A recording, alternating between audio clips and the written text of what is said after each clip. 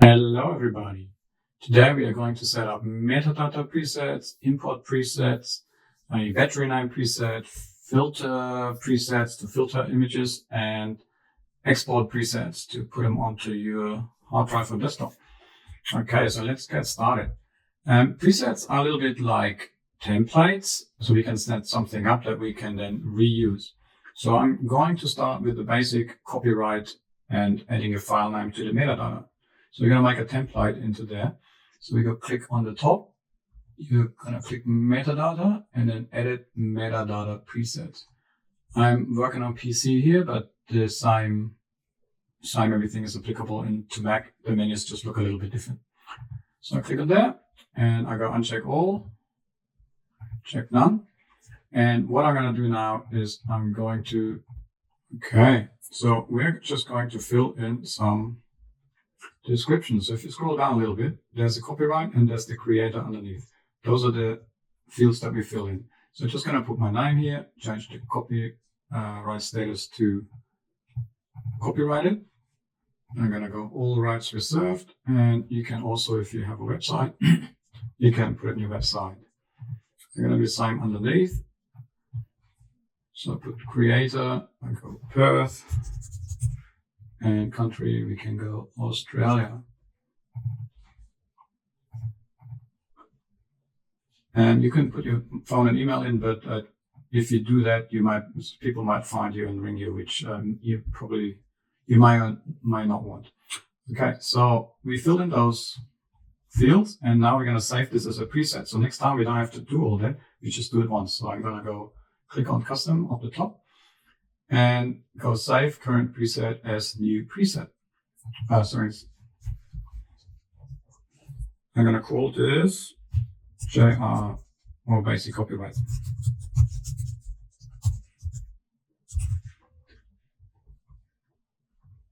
Okay, I go create and I click done. So that's our first preset. So if I want to apply this to a photo that is inside Lightroom, just click on the photo, all three photos, and I'm just going to go on the metadata field. I'm in the library mode. Go to metadata and I go basic copyright. And I say I'm going to apply this to all the selected photographs, which is those three photographs. So when I click on here, the copyright shows up as Johannes Reinhardt and the creator too. Okay, next we're going to do import some photos and we're going to make an import preset. So if I import photos,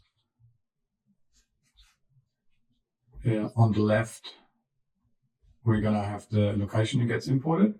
And on the right, we say, I want to import this into this folder. So what I'm going to do is I change a couple of those fields like build previews. We want standard.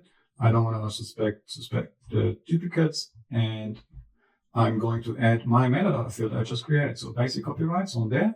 I'm going to add a keyword, 2025. I put a comma after.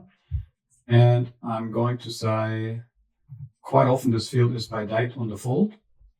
That means for every different day you have photos, I'll put it in a subfolder. I usually don't like this. I'm going to change the organize by date into one single folder. Okay, so that means all the photos go into the raw folder right now. Actually, I want to add those into a subfolder. So I just add a subfolder. I call this New Zealand. And before I can add my date 2025-01 New Zealand. And I think that's all we got here. So to do this preset that every time I import photos, it's going to add it to the raw folder, my external hard drive. So what I can do is I can go save those settings as a new preset. So save current settings as new preset, same as before. We call it basic import. And I'm just going to say copy, because see up the top, it copies our photos from our USB drive or from a memory card onto the picture folder on my external hard drive. So basic copy, and I go create. And since I made a misspelling, I just go click on there and I go rename my preset. So I go basic import copy. So that's better. Okay, now I'm going to import those files. Actually, I'm going to check none. I'm just going to import one file. I'm going to go import. And if I want to import more of those, I go So next time I go on the import preset, and I'm just going to go here, basic copy import, and edit my copyright and edit a keyword. And if I want, and all those pictures are from New Zealand, I can just add another keyword straight away.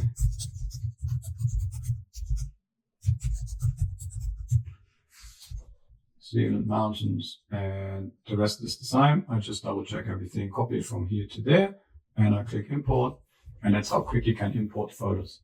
And this one already has your copyright information. So if I want to find those pictures, I go right click and I go to folder in library. Okay. So up here we always have the current import photos, and underneath we have our folder structure that we have in this case on my external hard drive. If you don't see the parent folder over here, you can go right click and you can go show parent folder. Okay, or you can go hide parent folder. Next, I'm going to make a batch rename preset, so to quickly rename other files.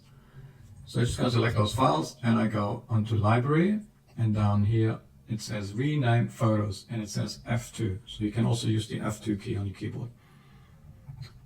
And what I'm going to do here is I create a new preset.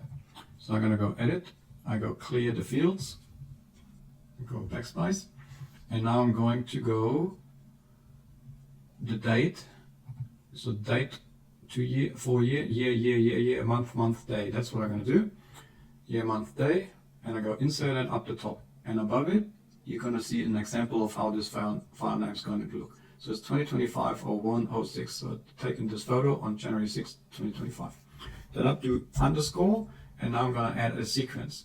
So when it comes to sequence, you can have 3 or 4 numbers. If you shoot more than 1,000 pictures a day, 4 numbers is a good idea. I'm going to stick to 3 in this case, and I'm just going to insert that. So right now you got a date and you got a file name, and as if you select 10 file names, they get numbered like 1, 2, 3, 4, 5 up to 10. Then I'm going to go and add a custom field. So down here is custom text. I go insert that. Actually, I'm going to go back with the backspace and I go insert the custom field. Just clean like that. And now instead of clicking done, I'm going to save this preset as a new preset. Go save current preset as new preset. And I call this name, number, and custom text.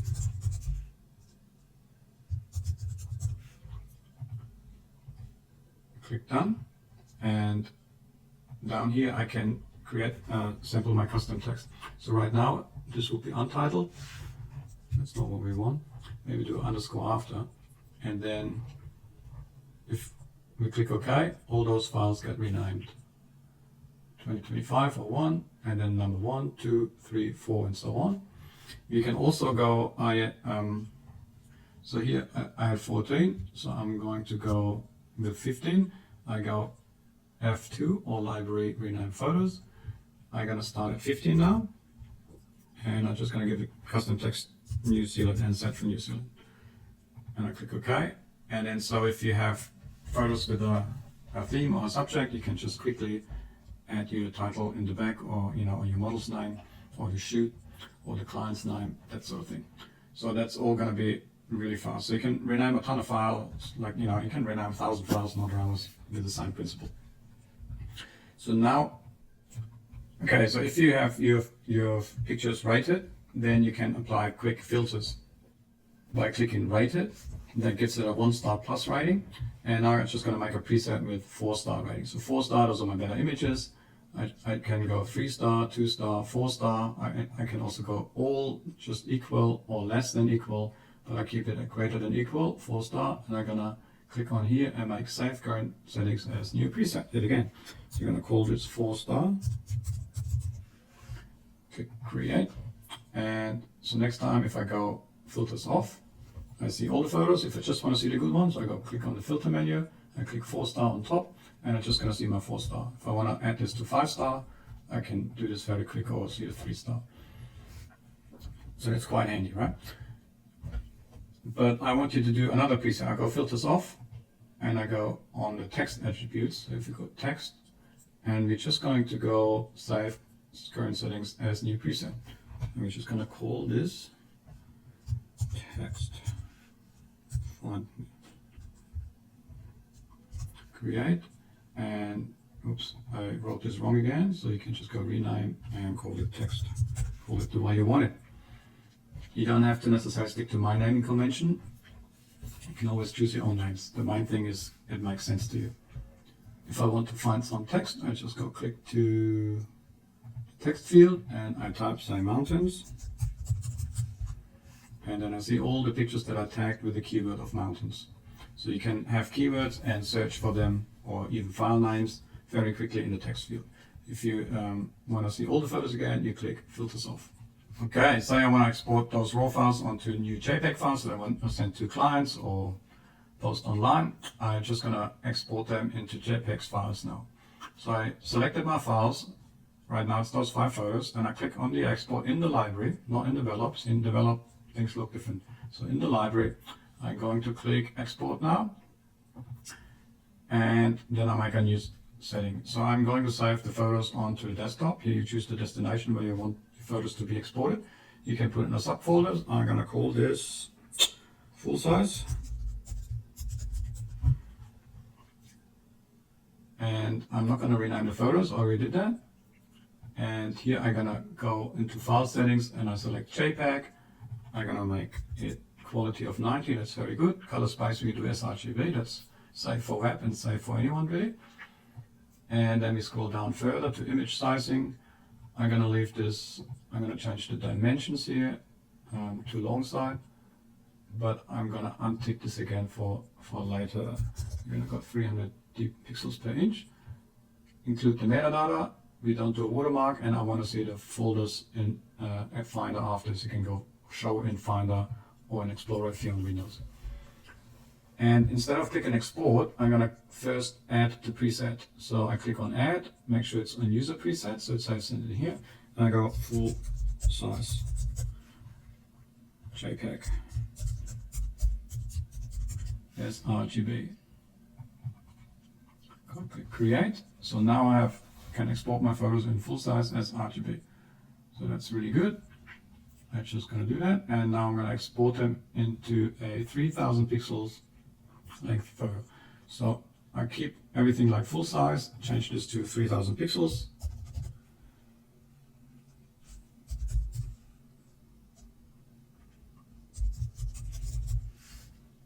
You can always change the name later, and I go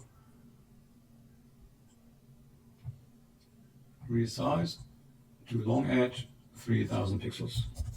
So that sizes the photos on the long edge to 3000 pixels, which is great for A4 print.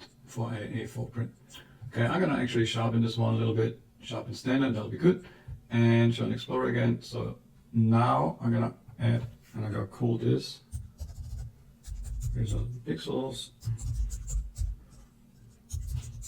So if you do Adobe RGB, you want to state this here. So when you look at your presets, see, and I'm going to click down. So if I want to export, say I want to export those 4 photos into a 3000 pixel JPEG, I'm just going to go export. I go 3000 pixels. If I want to change the subfolder name, I can do now. You just type it over. That's all good. And then you click export. And 1, 2, 3, 4. And here's my 3000 pix folder on my desktop with those 4 photos. And this concludes this tutorial.